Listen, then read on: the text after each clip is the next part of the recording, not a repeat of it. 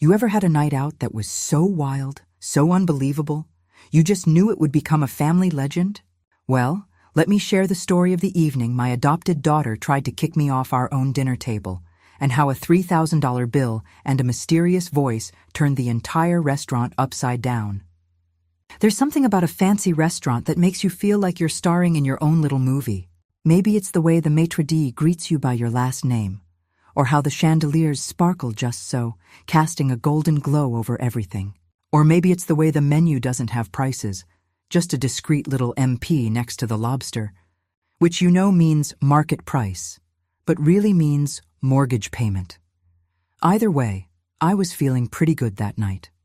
I'd put on my best dress, the one I saved for special occasions, and even managed to wrangle my family into looking presentable. My husband, Mark, had on a tie, miracle of miracles, and my adopted daughter, Emily, was wearing a dress that didn't have any cartoon characters on it. For once, we looked like we belonged. We were celebrating Emily's recent acceptance into her dream college. It was a big deal, and I wanted her to feel special. I'd made the reservation weeks in advance, and I'd even called ahead to make sure they could do something with chocolate for dessert, her favorite. The table was set with crisp white linens, gleaming silverware, and glasses that looked like they'd never seen a dishwasher. The waiter, who looked like he'd stepped out of a GQ magazine, poured sparkling water into our glasses with a flourish. I was just starting to relax, thinking maybe, just maybe, we could get through one family dinner without any drama. That's when it happened. Emily, who had been unusually quiet all evening, suddenly stood up. She's always been petite, but in that moment, she seemed to grow a foot taller. She looked right at me, her eyes sparkling with a mischievous glint I hadn't seen since she was a little girl. And in a voice that carried clear across the restaurant, she said, "Go find another table. Mom, this one is only for important people." For a split second, the entire restaurant froze. Forks hovered in midair. Conversations died mid-sentence, and even the pianist seemed to hit a wrong note. I felt every eye in the place turn to look at me. My face went hot, and I could feel the beginnings of a cold sweat prickling at the back of my neck. I glanced at Mark, who looked as stunned as I felt, and then back at Emily, who was standing there with her chin up, looking for all the world like she was the Queen of England. And then, as if on cue, the laughter started. Not the polite, tittering kind you hear at cocktail parties, but the full-bellied, can't-catch-your-breath kind. It rolled through the restaurant like a wave, bouncing off the marble floors and high ceilings. I could see people at other tables nudging each other, some even wiping tears from their eyes. One older gentleman at the next table over actually clapped his hands and said, "Well, she told you." I wanted to disappear. Right then and there, I would have traded my best dress for an invisibility cloak. I ducked my head, trying to hide behind the breadbasket, but it was no use. I was the star of the show, whether I liked it or not. I could feel my heart pounding in my chest, and for a moment, I wondered if this was what they meant by dying of embarrassment. I tried to laugh it off, but it came out more like a strangled cough. Is this what I get for raising a drama queen? I thought. Or maybe she's auditioning for a reality show I don't know about. I mean, I always knew Emily had a flair for the dramatic. She once staged a sit-in at the grocery store because I wouldn't buy her the sugary cereal, but this was a whole new level. I glanced around, hoping for a sympathetic face, but everyone seemed to be enjoying the spectacle a little too much. Mark, bless his heart, tried to smooth things over. He reached for Emily's hand and said, "Come on, Em, your mom's the most important person here." But Emily just shrugged him off, still standing tall, still holding court. I could see the waiter hovering nearby, unsure whether to intervene or just let the scene play out. I caught his eye and gave him a weak smile, hoping he'd bring the check early so we could make a quick escape.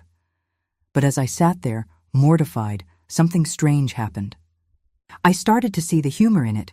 I mean, really, how many people get publicly ousted from their own family dinner by their teenage daughter? It was ridiculous, yes, but also kind of hilarious.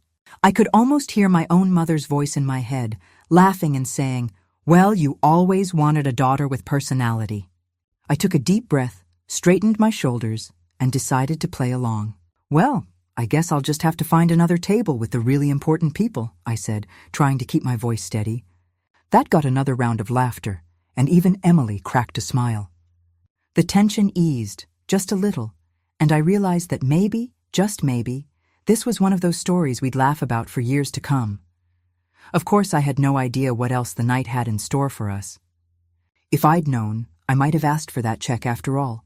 But for now, I just sat back, sipped my sparkling water, and tried to enjoy the moment, embarrassment and all. After all, isn't that what family is all about? If you've ever been in a situation where you're just waiting for the ground to open up and swallow you whole, you'll understand exactly how I felt as I sat there, still reeling from Emily's little important people performance. I was half convinced I could make a break for it through the kitchen, maybe borrow a chef's hat and blend in with the staff, when I saw our waiter gliding toward us. He had that kind of practiced, polished smile that only comes from years of serving people who think nothing of ordering a $200 bottle of wine on a Tuesday.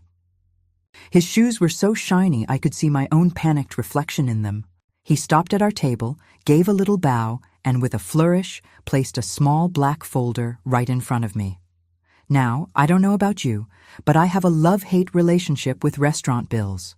There's always that moment of suspense, like opening a mystery novel, except you're the main character, and the plot twist is always more expensive than you expected. I reached for the folder, my hands suddenly clammy, and opened it. And there it was, in crisp, elegant print. $3,000. $3,000 for dinner. I stared at the number, willing it to change, as if maybe if I blinked hard enough, it would magically drop a zero or two. But no, it stayed stubbornly the same, taunting me from the page.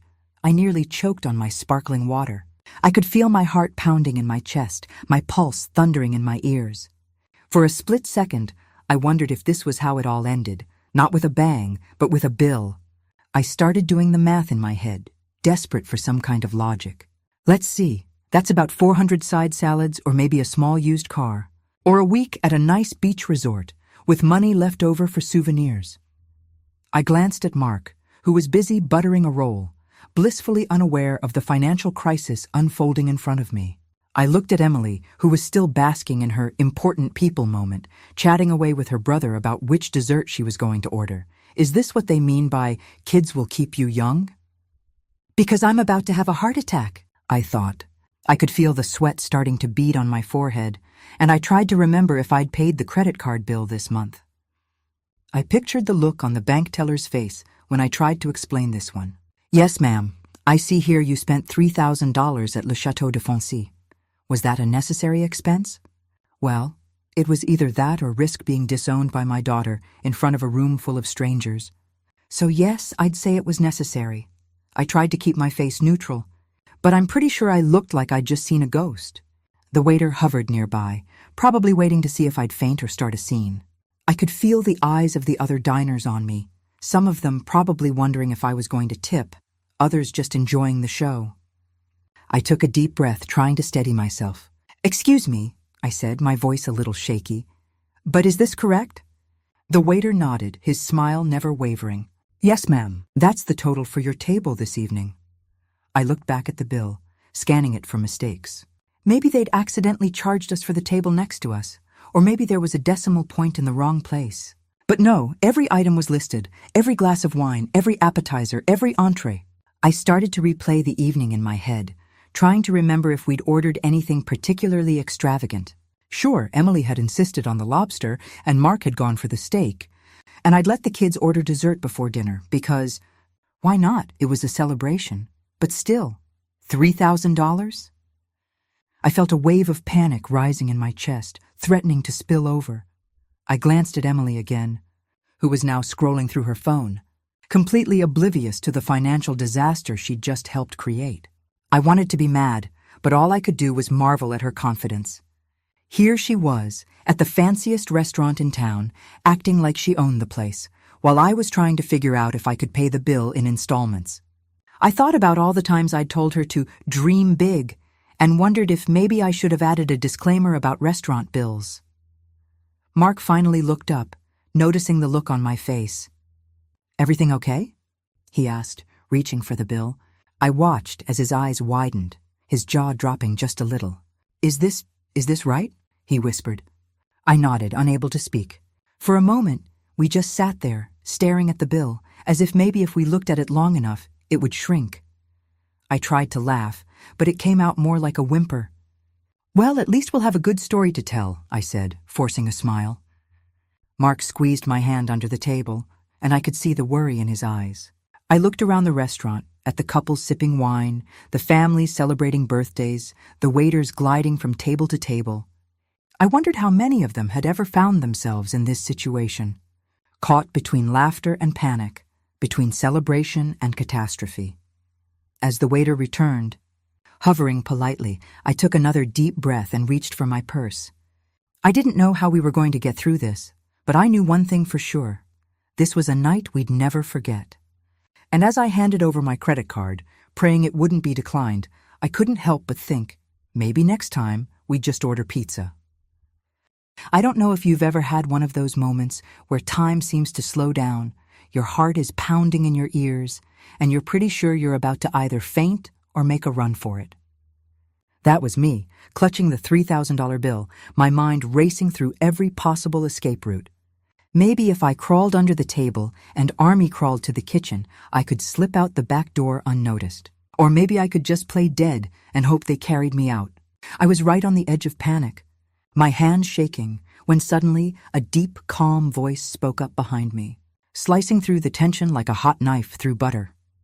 "Excuse me, but I believe there's been a mistake." The entire restaurant seemed to freeze. Conversations stopped mid-sentence, forks hovered in midair, and even the clinking of glasses seemed to pause. You could have heard a pin drop. I turned around slowly, my heart in my throat, and there she was, a vision from my past, standing tall and elegant in a navy blue dress, her hair swept up just so. Linda, my old college roommate. I hadn't seen her in years, but she looked just as glamorous as ever, with that same confident smile and a twinkle in her eye that always meant she was about to save the day or start some mischief. She was holding a bill in her hand, waving it gently at the waiter, who looked like he was about to melt into the floor. "Actually," Linda said, her voice carrying just enough authority to make everyone listen, "that's my bill. We're celebrating my daughter's engagement tonight, and I think you've mixed up the tables." The waiter's face turned the color of a ripe tomato. He stammered, glancing between Linda and me, clearly mortified.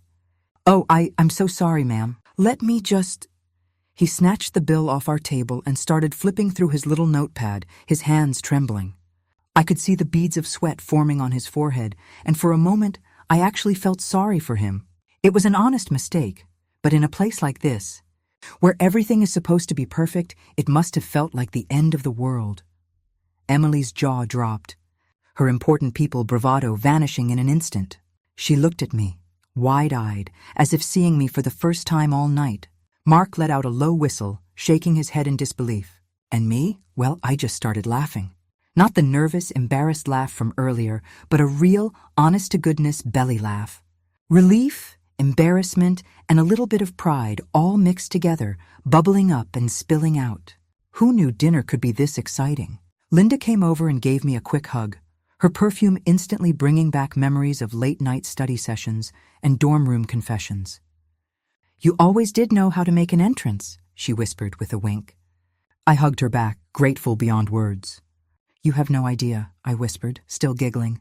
The waiter, now thoroughly flustered, apologized profusely, bowing and scraping as he handed Linda her correct bill and brought ours, mercifully, a much more reasonable amount. I glanced at the total and nearly cried with relief.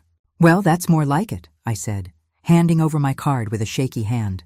Mark squeezed my shoulder, and Emily, still looking a little shell-shocked, managed a small smile. Linda's daughter, a beautiful young woman with her mother's poise, came over to introduce herself. "I'm so sorry for the mix-up," she said, her cheeks pink with embarrassment. "We were just saying how lucky we are to have our families together tonight. I guess the universe wanted us to celebrate together." We all laughed, the tension finally melting away. As the restaurant slowly returned to normal, I found myself reflecting on how quickly things can change. 1 minute, you're convinced your life is about to unravel in front of a room full of strangers, and the next, you're reunited with an old friend, sharing a laugh and a story you'll both remember for years. I looked at Emily, who was now chatting quietly with Linda's daughter, her earlier bravado replaced by a newfound humility. Maybe this was the lesson she needed. Not about who's important, but about how quickly fortunes can turn, and how kindness and a little bit of luck can save the day. Linda and I caught up over coffee, reminiscing about our college days and marveling at how our children had grown. "You know," she said, stirring her coffee thoughtfully, "I always knew you'd end up with a family full of stories." I grinned, raising my cup in a toast. To old friends, new memories, and never letting a bill ruin a good night. As we said our goodbyes, Emily slipped her hand into mine, her grip a little tighter than usual. "Sorry, Mom," she whispered, her voice small. "I guess you're the most important person after all." My heart melted, and I squeezed her hand back, feeling a wave of gratitude for the chaos, the laughter, and the love that made our family what it was. Walking out of the restaurant, I felt lighter than I had in ages. The night hadn't gone as planned, but maybe that was the point. Sometimes, the best stories come from the moments you least expect, the ones that start with embarrassment and end with laughter, friendship, and a reminder of what really matters. And as we stepped out into the cool night air, I couldn't help but smile, already looking forward to telling this story for years to come. Once the dust had settled and the bills were finally sorted, Linda, ever the gracious hostess, waved us over to her table with a big, welcoming smile. "Come on, you all have to join us. There's plenty of room, and I think we could all use a little more laughter tonight." I hesitated for just a moment, glancing at Emily, who was suddenly looking much smaller than her earlier important people declaration. But before I could say a word, Linda's daughter scooted over, making space, and Mark gave me a little nudge. "Let's do it," he whispered, and just like that, we were swept up into the warmth of Linda's family celebration. As we settled in, Emily slid into the seat next to me, her bravado from earlier completely gone. She reached under the table and squeezed my hand, her fingers cool and a little shaky. "Sorry, Mom," she whispered, her voice barely above a breath. "I guess you're the most important person after all." My heart just about melted right there. I squeezed her hand back, giving her a little smile, and for a moment, all the embarrassment and drama of the evening faded away, replaced by that deep, quiet love that only a mother and daughter can share. I could see the apology in her eyes, but also something else, gratitude maybe, or just the realization that sometimes the people who love you most are the ones you take for granted. Linda's table was a whirlwind of energy and joy. Her daughter, newly engaged, was glowing, and her fiancé was charming in that slightly nervous, eager-to-please way that young men have when they're meeting the extended family for the first time. There were toasts and stories, and before long we were all laughing so hard that the waiter had to come over and remind us, very politely of course, to keep it down just a little. I caught Mark's eye across the table, and he grinned, raising his glass in a silent toast. It struck me then how rare these moments are, these unexpected gatherings where two families, brought together by a simple mistake, could find so much joy in each other's company. The conversation flowed easily, as if we'd all known each other for years. Linda and I swapped stories from our college days, some of which I'd conveniently forgotten, and some that Emily and Linda's daughter found absolutely hilarious. "You mean Mom used to sneak out of the dorm after curfew?" Emily gasped, her eyes wide with delight. "Oh, honey, you have no idea," Linda replied, winking at me. "Your mom was the queen of late-night adventures." I laughed, feeling a little of my old self return, the self that wasn't just a mom or a wife, but a woman with her own stories and secrets. As the night wore on, the laughter grew louder, the stories more outrageous. We played a game of most embarrassing moment, and I thought nothing could top my own public ousting from the dinner table, until Linda's fiancé shared the story of how he'd accidentally proposed to the wrong woman at a crowded baseball game. "She said yes, too," he finished, and the whole table erupted in laughter. Even the waiter, who had been so flustered earlier, couldn't help but smile as he refilled our water glasses. Somewhere between the second round of desserts, because why not after a night like this? and the last sips of coffee, I realized how much lighter I felt. The stress of the bill, the embarrassment, even the sting of Emily's earlier words, all of it had faded into the background, replaced by the warmth of connection and the simple joy of being together. I looked around the table, at the faces, lit by candlelight, and felt a wave of gratitude wash over me.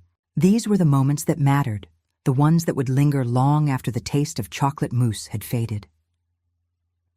Before we left, Linda and I made plans to see each other again. No more letting years slip by without a phone call or a visit. "Life's too short," she said, hugging me tight. "Let's not wait for another restaurant disaster to bring us together." I promised her we wouldn't, and I meant it. Emily hugged Linda's daughter, and I could see the beginnings of a new friendship forming, one that might just last as long as ours had. As we gathered our things and prepared to leave, Mark, ever the practical one, pulled out the bill and double-checked every line. "Just making sure we're not buying the restaurant this time," he joked, and we all laughed, the tension of earlier completely gone. Emily rolled her eyes, but I could see the smile tugging at the corners of her mouth. She slipped her arm through mine as we walked out into the cool night air, the city lights twinkling around us. On the drive home, Emily was quiet for a while, then finally spoke. "Mom, I'm really sorry about earlier. I didn't mean it. I don't know. I wanted to feel special." I reached over and squeezed her hand. "You are special, sweetheart, but you don't have to push anyone away to prove it. Especially not your old mom."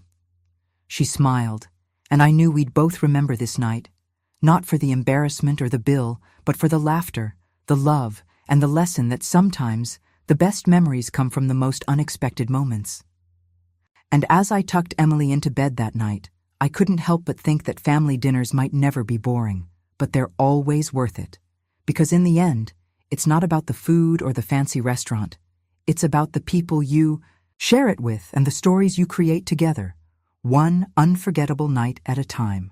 So, have you ever had a dinner disaster turn into a night you'll never forget? Share your story in the comments. I'd love to hear it. And if you enjoyed this little slice of my life, don't forget to hit subscribe for more real-life stories, laughter and a little bit of wisdom from one mom to another. Because let's face it, we all need a good laugh, and maybe a backup credit card now and then.